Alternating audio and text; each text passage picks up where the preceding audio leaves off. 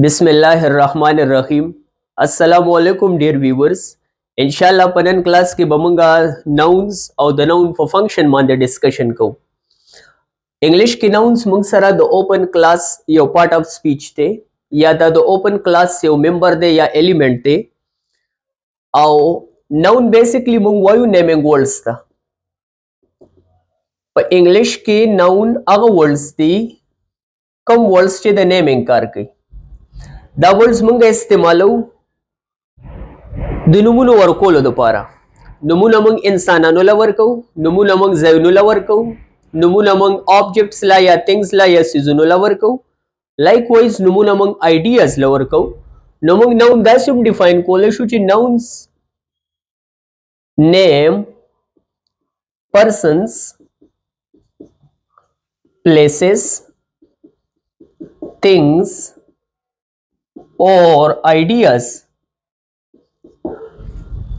Nouns هغه words دي کوم words چې مونږه انسانانو له د نومونو ورکولو لپاره استعمالو، ځایونو له د نومونو ورکولو لپاره استعمالو، سیزونو له د نومونو ورکولو لپاره استعمالو او ideas له د نومونو ورکولو لپاره استعمالو.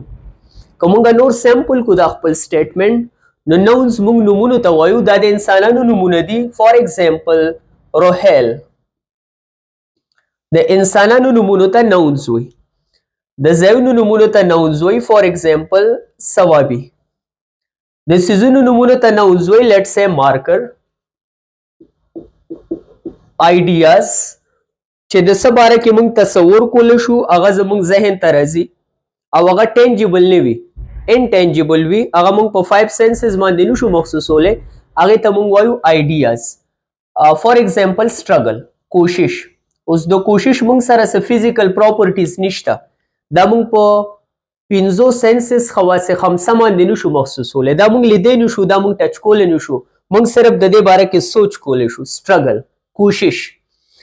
نو nouns are those words which are used to name a person, place, thing or an idea. nouns هغه words دي کوم words چې موږ استعمالو انسانانو له د نومونو ورکولو لپاره، ځایونو له د نومونو ورکولو لپاره، سیزونو له د نومونو ورکولو لپاره او آیډیاز له د نومونو ورکولو لپاره. یو خبر ډیره اهم ده چې کله مونږه د think خبره کوو نو په دې پرټیکولر کانټیکس کې د ګرامر په دې کانټیکس کې چې کله مونږ ناون ډیفاین کوو نو د think مطلب everything دی. په دې کې ټول هغه څیزونه رالل د کوم څیز باره کې چې مونږ سوچ کولی شو. we can think of all those things which we can think of. کوم چې زموږ ذهن ته راتلی شي او د کوم څیزونو باره کې چې موږ سوچ کولی شو هغه به په think کې راځي. ډیر څیزونه موږ سره داسې پاتې کیږي چې هغه موږ د پرسن، پلیس، آیډیا کیټیګري کې نشو اچولی، دا بیا موږ د think کیټیګري کې شاملو. لکه فار ایگزامپل انیملز شو نو د هغې خو موږ ډیفینیشن کې نه دی لیکلی، نو انیمل به ځي د think کیټیګري ته. لایک وایز داسې ټول کانسپټس، داسې ټول څیزونه، داسې ټول انټیټیز، داسې ټول ذاتونه، هر یو ذات، هر یو سیز، د کوم سیز چې ایگزیسټنس وي، وجود وي، نو هغه به په think کیټیګري کې شمارلی شي په ګرامر کې. نو د ورډ thing in this particular context mean anything, everything that we can think of. د کومو سیزونو باره کې چې سوچ کیدی شي هغه به موږ سره راځي د think په کیټیګري کې. د noun kinds, classes, categories او نور چې کوم بنیادی کانسپټس دي د هغې باره کې به انشاءالله نیکسټ ویډیوز کې خبره کوو. نن زموږ فوکس د ناون او د ناون په فنکشن. ناون موږ نیمینګ ورډز ته وایو، دا هغه ورډز دي په کوم ورډز چې موږ نومونه ورکو. موږ که غیر چاپیره وګورو نو موږ سره انسانان دي او د هر یو انسان یو نوم شته، په دې وجه موږ پیژنو. موږ مختلف ځایونه ویزټ کوو، د هر یو ځای یو نوم شته. زموږ نه غیر چاپیره مختلف آبجیکټس دي، لکه زه کلاس روم کې ولاړ یم، موږ سره فین دی، رایټینګ بورډ دی، لاسو کې زما مارکرز دی، لیپټاپ دی، فار ایگزامپل نور مختلف څیزونه دي، نو د هر یو آبجیکټ یو نوم شته. لایک وایز زما ذهن ته مختلف آیډیاز راځي، مختلف خیالات راځي چې هغه ټینجیبل نه دي خو هغه هم په ناونز کې شمارلی کیږي ځکه دا نومونه دي بیسیکلی. نو ناونز په ساده الفاظو کې نیمینګ ورډز دي یا دا موږ نومونو ته وایو. د ناون فنکشنز کوم دي؟ په یو سینټنس کې ناون مختلف فنکشنز پرفارم کوي، ادا کوي. د نون یو فنکشن دی چې نون فنکشن کوي ایز ا سبجیکٹ. په سنټنس کې د انګلیش په سنټنس کې د سبجیکٹ په ځای او د آبجیکٹ په ځای به همیشه د پاره موږ سره نون راځي یا با پروناون راځي. نو نون فنکشن کوي د سبجیکٹ. فار ایگزامپل جواد plays football. Jawad फुटबॉल कोई जवाद फुटबॉल खेलता है. په دې سنټنس کې موږ سره جواد نون دی نوم دی. it is the name of a person. جواد یو نوم دی او جواد دلته فنکشن کوي د سبجیکٹ. نو د انګلیش په سنټنس کې موږ سره د نون یو فنکشن دی چې دا د سبجیکٹ فنکشن کوي. لایک وایز فوټبال موږ سره په دې سنټنس کې آبجیکٹ دی یا ډایرکټ آبجیکٹ دی.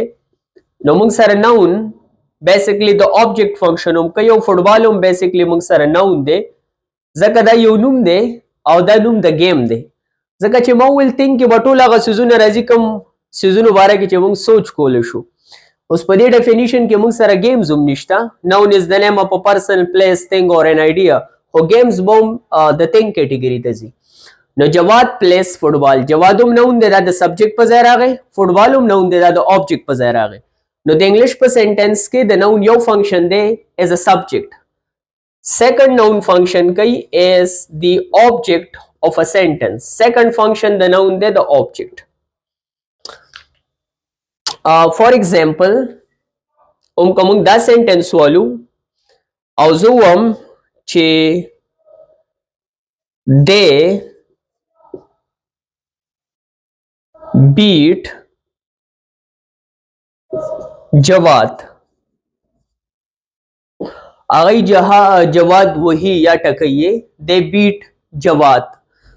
اوس دلته کې موږ سره د بیسیکلی سبجیکٹ دی کوم چې پروناون دی بیٹ ورب دی او جواد موږ سره آبجیکٹ دی. خو جواد نوم دی نون دی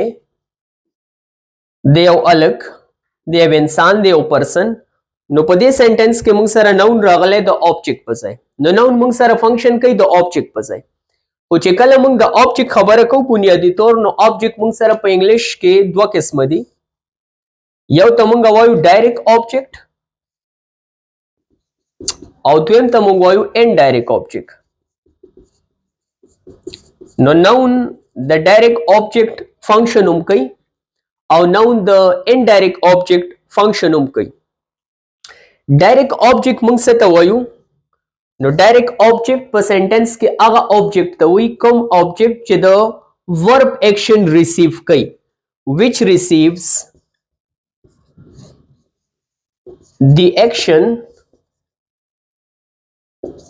of the verb in a sentence. Direct object هغه object ته وایي کوم object چې د verb action receive کوي. Indirect object هغه object ته وایي which receives the direct object in a sentence. Direct object د verb action receive کوي په sentence کې او indirect object basically the direct object receive کوي. یو example سره به دا explain کوم. For example I sent the company an application. I sent the company an application for the job. I sent the company an application for the job.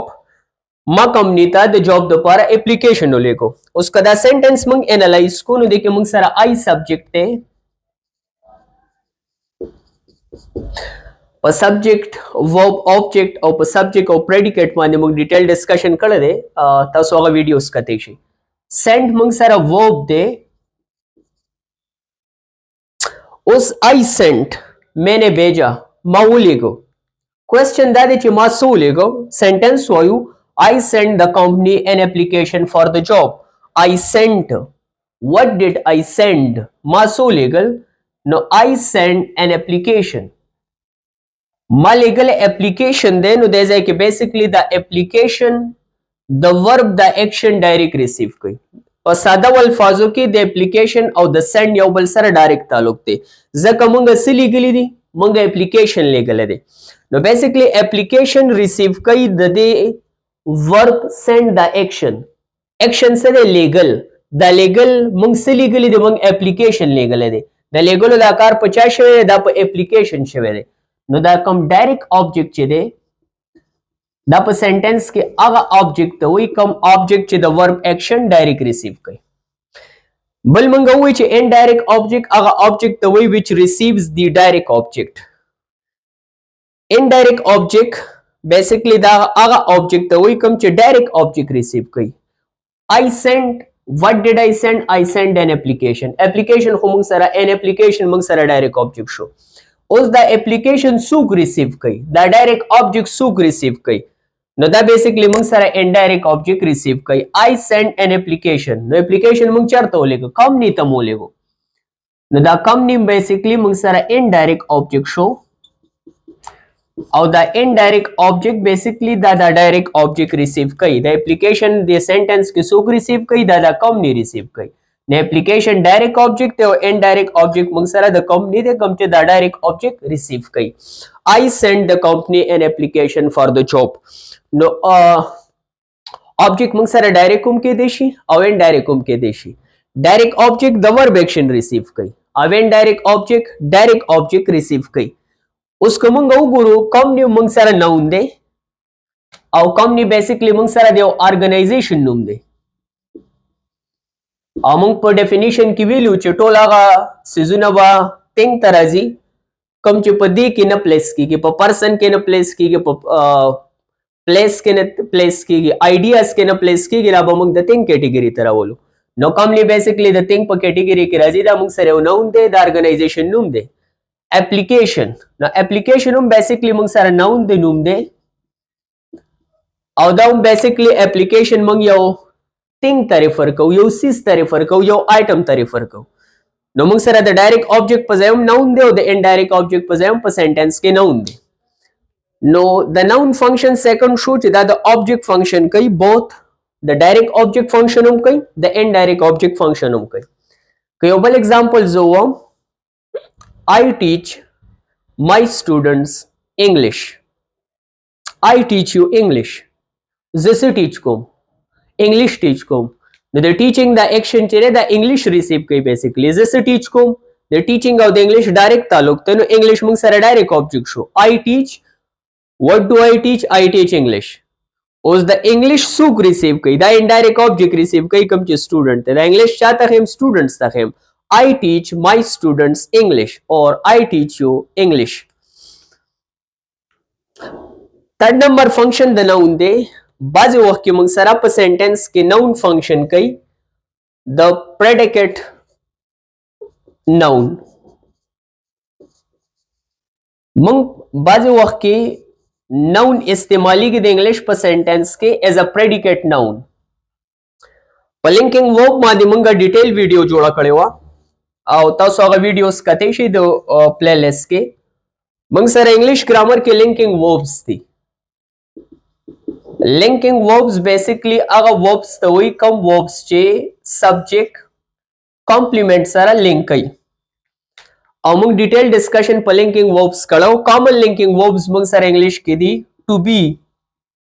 ټو بی د انګلیش هغه ورب دی د کوم ورب چې موږ سره 8 فارم دي بی am is are was were being او been نو چې کله موږ د پریډیکیټ نون خبره کوو نو دا بیسیکلی هغه نون دي کم نونز چې موږ سره د لینکینګ ورب نه پس راځي لینکینګ ورب ټو بی فارم پاغه کې موست کامن دي am is are was were یا داسې وربس دي نور چې هغه هم د am is are was were کار کوي لایک فار ایگزامپل موږ به ووایو چې appears or looks or seems etc نو کوم نونز چې د لینکینګ وربز نه پس استعمالیږي هغه نونز ته موږ وایو پریډیکیټ نونز نو نون موږ سره د پریډیکیټ نونز فنکشن هم کوي یا دې ته موږ د پریډیکیټ په ځای یو بل نیم مخلوق پریډیکیټیو نون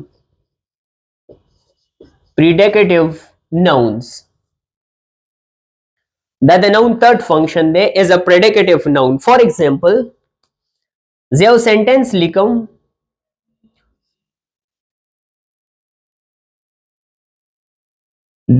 Jawad इज, जवाद है।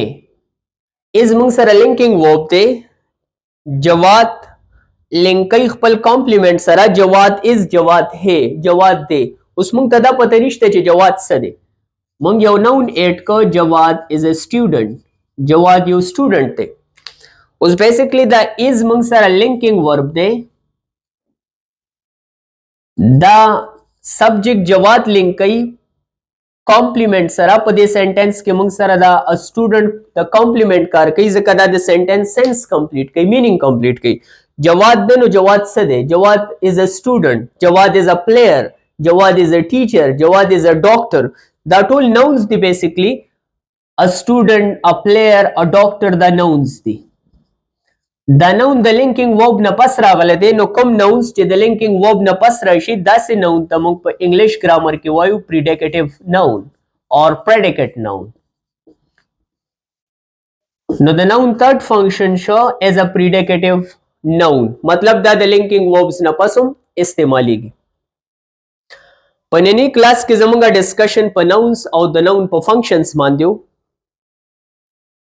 Nouns naming words थी दमंग नुमुनु तवयु, द इंसानानु नुमुनु ता नाउन वई, द जयुनु नुमुनु ता नाउन वई, द सिजुनु नुमुनु और द आइडियाज नुमुनु ता नाउन्स वई। नाउन्स द इंग्लिश पर सेंटेंस के मुख्तलिफ फंक्शंस कई, मुख्तलिफ कारुना कई, द दे मुख्तलिफ रोल्स दी। नाउन्स द इंग्लिश पर सेंटेंस के एज अ सब्जेक्ट इस्तेमाली की, द कारकून के भी। Likewise, nouns the English पर sentence के as an object इस्तेमाली की, the direct object पजेम और the indirect object पजेम। और nouns the English पर sentence के the predicate noun कारों कई। दे सरा सरा चिकल मंग the object खबर को नुमंग सरा nouns the object of the preposition पजेम इस्तेमाली की। The object of the preposition मतलब दारे दा उमंग पदे कैटेगरी के एट को चे nouns मंग सरा the direct object पजेम इस्तेमाली की, the indirect object पजेम इस्तेमाली की और likewise मंग सरा the object of the preposition पजेम इस्तेमाली की। दा the noun बल function दे चे दा मंग सरा इस्तेमाली की the object of the preposition पजाए।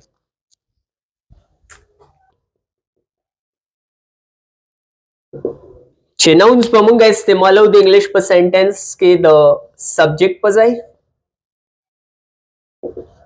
nouns पर मंगा इस्तेमाल हो द ऑब्जेक्ट पजाए और द ऑब्जेक्ट ना ब्यामंग मुख्तलिफ ऑब्जेक्ट्स बयान कल। नाउन पर मंगा द डायरेक्ट ऑब्जेक्ट पजाए इस्तेमाल हो, नाउन द इनडायरेक्ट ऑब्जेक्ट पजाए इस्तेमाली की और nouns the object of the preposition पजाए इस्तेमाली की। Likewise, noun इस्तेमाली की the predicate noun preposition मतलब the linking verb ना पास after linking verbs।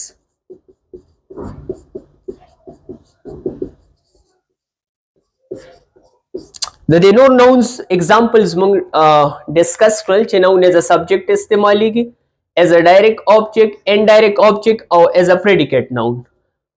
उस इंग्लिश के noun the object of the preposition पजाए संग इस्तेमाली की। Let me give you an example. For example, boys play hockey in the playground.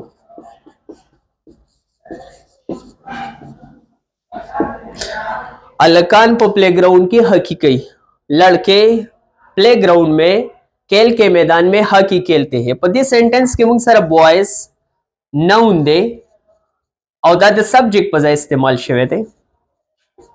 Play मुंग सारा वर्ब थे, हॉकी मुंग सारा ऑब्जेक्ट थे और द मुंग सारा डायरेक्ट ऑब्जेक्ट थे बेसिकली।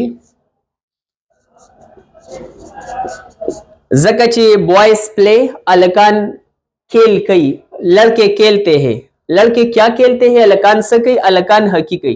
तो द हकी की बेसिकली डायरेक्ट रिसीव कई the action of the play. उसको दल तमंग गुरु इन द प्लेग्राउंड द हकी कम जाए कई द प्लेग्राउंड की कई। इन मंग सारा बेसिकली पदे सेंटेंस के प्रेपोजिशन दे। موږ سره common preposition دی in, on, at, into, with, after, etc. in موږ سره preposition دی. د انګلیش د ګرامر رولز دا دي چې د preposition نه پس په همیشه د پاره یا noun راځي یا به pronoun راځي. د preposition نه پس که noun راځي او که pronoun راځي هغه ته موږ وایو object of the preposition. په دې سنټنس کې موږ سره playground دی او playground basically د یو ځای نوم دی. دا موږ سره noun دی. د preposition نه پس چې کوم noun راشي هغه ته موږ وایو object of the preposition. نو د noun بل فنکشن دی چې دا بیسیکلی موږ سره د object of the preposition په ځای هم استعمالیږي. مطلب د preposition نه پس هم noun استعمالیږي. د انګلیش ګرامر کې چې کله موږ preposition او د preposition object یو ځای کو مطلب دا in preposition شو او object of the preposition شو playground.